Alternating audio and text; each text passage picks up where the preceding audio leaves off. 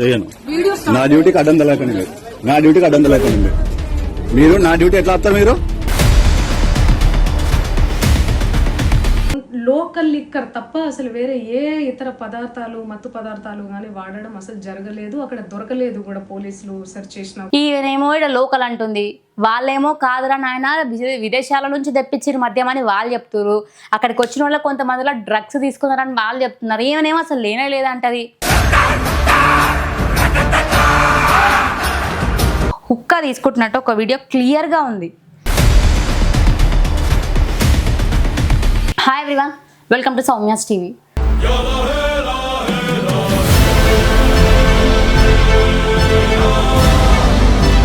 Singer Mangli చాలా మందికి తెలుసు, ఒక బతుకమ్మ పాటతోని ఫేమస్ అయ్యి ఈరోజు తన యూట్యూబ్ ఛానల్ నడుపుకుంటూ కొన్ని మూవీస్కి కూడా తన సాంగ్స్ పాడడం జరిగింది. ఆ సాంగ్స్ కూడా హిట్ అవ్వడం జరిగింది. అందరికీ పరిచయం ఉన్న వ్యక్తి ఈరోజు చేసిన ఒక ఇష్యూ వల్ల, తన బర్త్డే పార్టీ సెలబ్రేషన్స్లో తను చేసిన కొన్ని పనుల వల్ల మళ్ళీ ఒకసారి మీడియాకి ఎక్కుతూ వచ్చింది. అసలు ఏం జరిగింది అంటే, ఈ పార్టీకి న్యూస్ అంతా మీ వరకు వచ్చి ఉంటుంది, కానీ దానిపైన స్పందిస్తూ మంగ్లీ గారే ఒక వీడియోని దాదాపు 145 minutes ఒక వీడియోని రిలీజ్ చేసిరు. అందులో తను ఏం మాట్లాడింది, తను మాట్లాడింది అసలు నమ్మశక్యంగా ఉందా, నాకు వచ్చిన డౌట్లే మీకు వచ్చినాయా, మరి ఇలాంటివి మినిమం ఒక మనిషికి తెలియకుండా ఉంటాయా అనే ఒక డౌట్ అయితే నాకు వచ్చింది. ఒక్కసారి మనం మాట్లాడుకుందాం.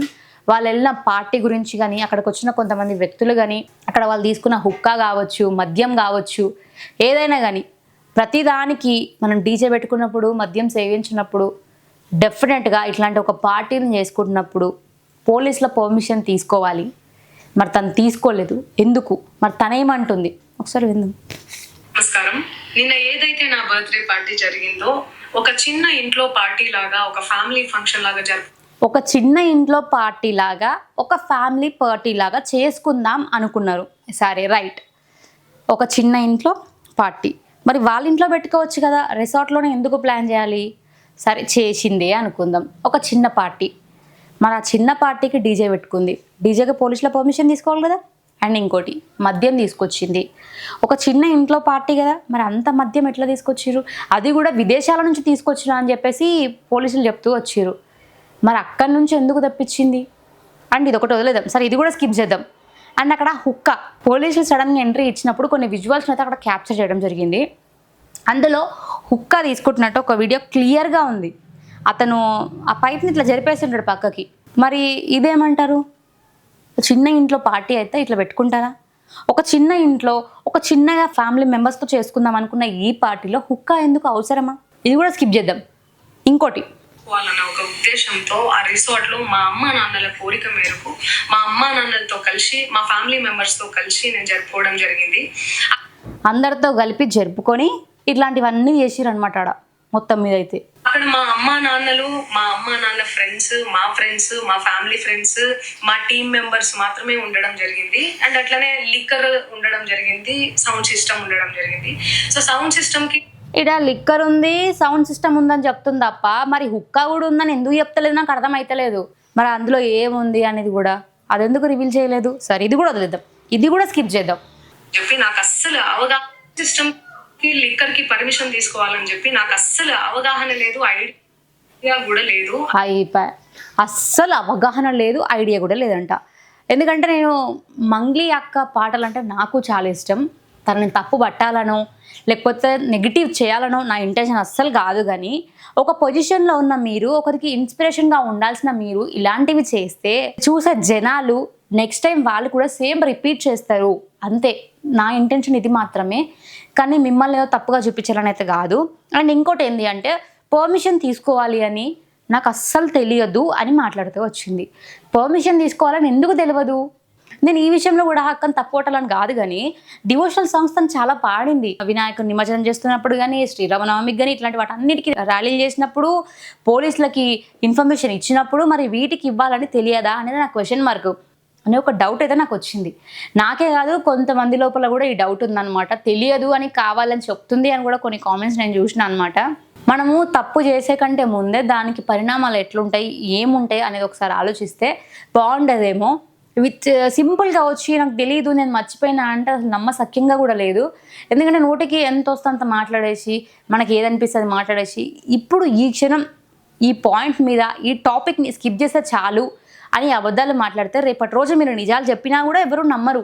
నెక్స్ట్ చూద్దాం. అది అనుకోకుండా సడన్ గా ప్లాన్ చేసుకొని వెళ్ళిపోవడం జరిగింది. అనుకోకుండా సడన్గా ప్లాన్ చేసుకుని వెళ్ళిపోవడం జరిగింది. అయితే నాకు ఇక్కడ ఒక డౌట్ ఏంటంటే అనుకోకుండా సడన్గా ప్లాన్ చేసుకుంది. ఓకే, రిసార్ట్లు బుక్ చేయాలి అంటే ఎంత కాదనుకున్నా కూడా రిసార్ట్స్ని బుక్ చేసుకోవాలి అంటే ఎంత కాదనుకున్నా కూడా అట్లీస్ట్ ఒక 4 days ఆర్ 1 week ముందుగానే అడ్వాన్స్ ఇవ్వాలి, మేము వస్తున్నామని చెప్పుకోవాలి.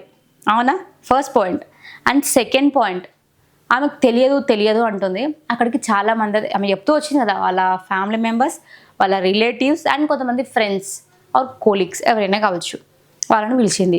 ఈరోజు నా బర్త్డే ఉంది, సాయంత్రం పార్టీకి వచ్చేయండి అనగానే వాళ్ళ పనులన్నీ వదిలిపెట్టుకొని వచ్చే అంత ఫ్రీగా ఉన్నారా వాళ్ళు నాకు అర్థం కాదు. అంటే సడన్గా ప్లాన్ చేసిన దానికి ఇంతమంది ఫ్రెండ్స్ ఎట్లా వచ్చిర్రు ఇది కూడా స్కిప్ చేద్దాం. సడన్గా ప్లాన్ చేసిన దానికి వెంటనే అక్కడ డీజే సిస్టమ్ వచ్చేసింది, వెంటనే అక్కడ మద్యపానం వచ్చేసింది, అన్నీ వచ్చేసినాయి. ఇంత సడన్గా ప్లాన్ చేసినా కూడా ఇన్ని గానం ఎట్లా వచ్చినాయి అని ఒక డౌట్ అయితే నాకు ఉంది.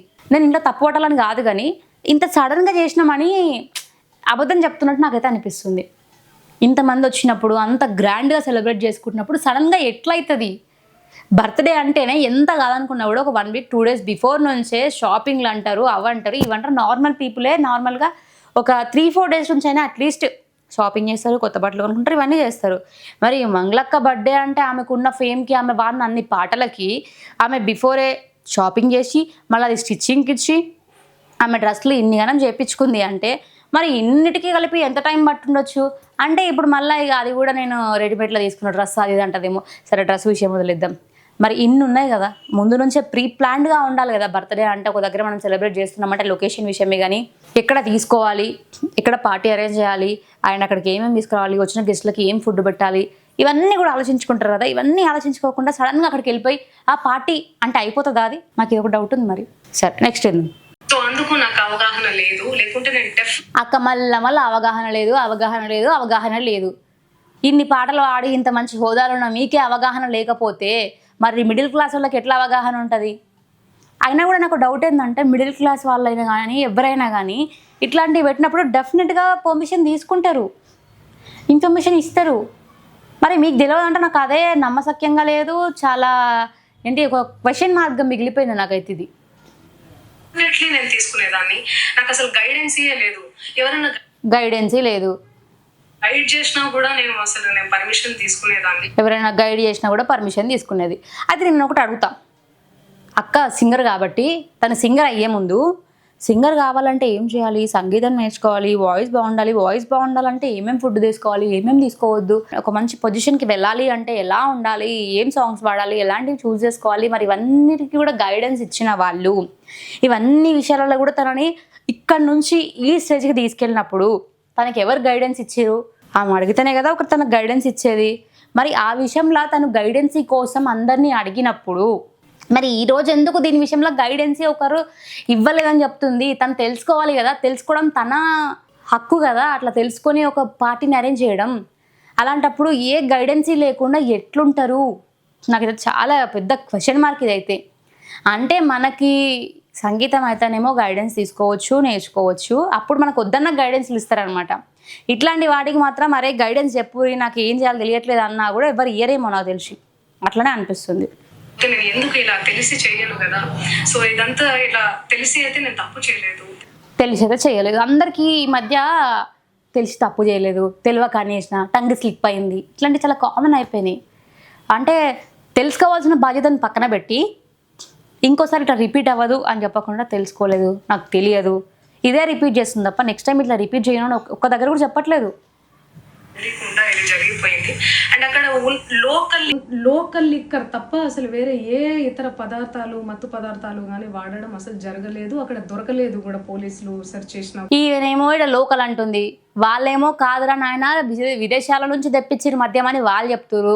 అక్కడికి వచ్చిన వాళ్ళకి కొంతమందిలో డ్రగ్స్ తీసుకున్నారని వాళ్ళు చెప్తున్నారు. ఏమనేమో అసలు లేనే లేదంటది. మత్తు పదార్థాలు కానీ వాడడం అసలు జరగలేదు. అక్కడ మత్తు పదార్థాలు కానీ వాడడం జరగలేదు.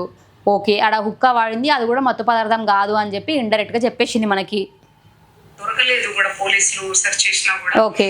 అండ్ అక్కడ ఎవరికైతే పాజిటివ్ వచ్చింది అని చెప్పి పోలీసులు చెప్తున్నారో ఆయన ఎక్కడో ఒక చోట తీసుకున్నాడు, ఎప్పుడో తీసుకున్నాడు అని చెప్పి ఎక్కడో ఒక చోట ఎప్పుడో తీసుకున్నాడట. మరి ఇప్పుడు పోలీసులేమో కొంతమంది అంటారు, ఎవరో ఒక్కరనేమో ఈ అక్క మాట్లాడుతుంది, అది కూడా ఎప్పుడో తీసుకున్నాడని మాట్లాడుతుంది. ఇదైతే అసలు నమ్మసక్యంగా లేనే లేదు. సరే ఇది కూడా వదిలేద్దాం, ఇక అన్న వదిలేసి కూడా వాచ్ వస్తుంది, ఏం చేద్దాం అని చెప్పి పోలీసులే చెప్పారు. అండ్ అది ఇన్వెస్టిగేషన్ కూడా జరుగుతుంది. పోలీసులే చెప్పారు, ఇన్వెస్టిగేషన్ జరుగుతుంది. ఆల్రెడీ అక్కడ పోలీసులు కొంతమంది టెస్ట్ చేస్తే అందులో వాళ్ళు డ్రగ్స్ తీసుకున్నట్టు వచ్చింది కొంతమంది అని చెప్పి మేము మాట్లాడుతుంటే ఈ అక్కనేమో ఒక్కరే అంటుంది. మేము కూడా పోలీసులకు కోఆపరేట్ చేస్తున్నాము. అండ్ నేను ఎందుకు ఇలా చేస్తాను, అసలు నాకు తెలిసి ఎందుకు చేస్తాను, మా అమ్మ నాకు తెలిస్తే ఎవరు చెయ్యరు కదా.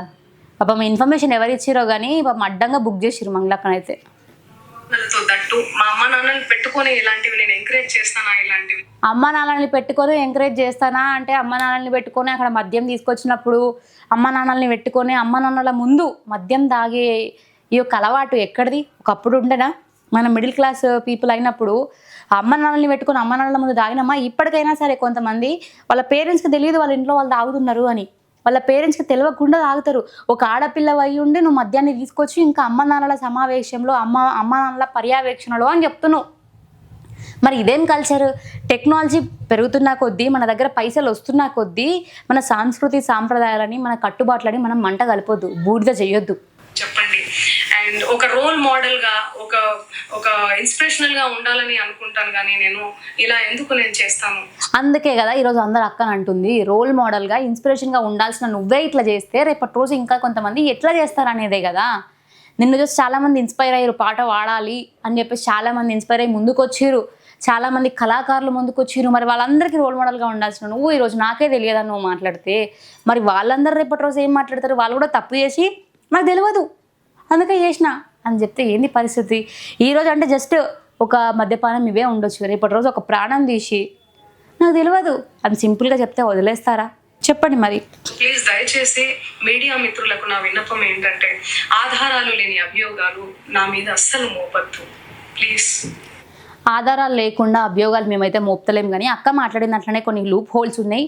నెక్స్ట్ టైం మాట్లాడినప్పుడు అవన్నీ కొంచెం కరెక్ట్ చేసుకొని మాట్లాడితే చాలా బాగుంటుంది అక్క. ఈ ఒక్క విషయం తప్ప నాకు నీ మీద ద్వేషం లేదు, కోపం లేదు, ఎలాంటిది లేదు. ఎందుకంటే నీ పాటలు నేను చూస్తూ వచ్చినా నాకు ఇష్టం కాబట్టి. మీరు ఒక పొజిషన్లో ఉన్నారు, మిమ్మల్ని చూసి 10 మంది నేర్చుకునే పొజిషన్లో మీరు ఉన్నారు కాబట్టి మీకు ఈరోజు ఇంత డబ్బు, ఇంత హోదా, ఇంత పేరు ఇవన్నీ రావడానికి వ్యూవర్సే కారణం. కాబట్టి వాళ్ళందరికీ వీలైతే మీరు మంచిని ఇవ్వండి తప్ప ఇట్లా ఒక చెడుని స్ప్రెడ్ చేసి నాకు తెలియదు అన్న ఒక మాటని మీరు ముందు పెట్టుకొని స్కిప్ చేయడం కరెక్ట్ కాదు. ఇంకొకటి ఇలాంటిది నెక్స్ట్ టైం రిపీట్ చేయకుండా ఉంటే చాలా బాగుంటుందని నేను కూడా కోరుకుంటున్నాను.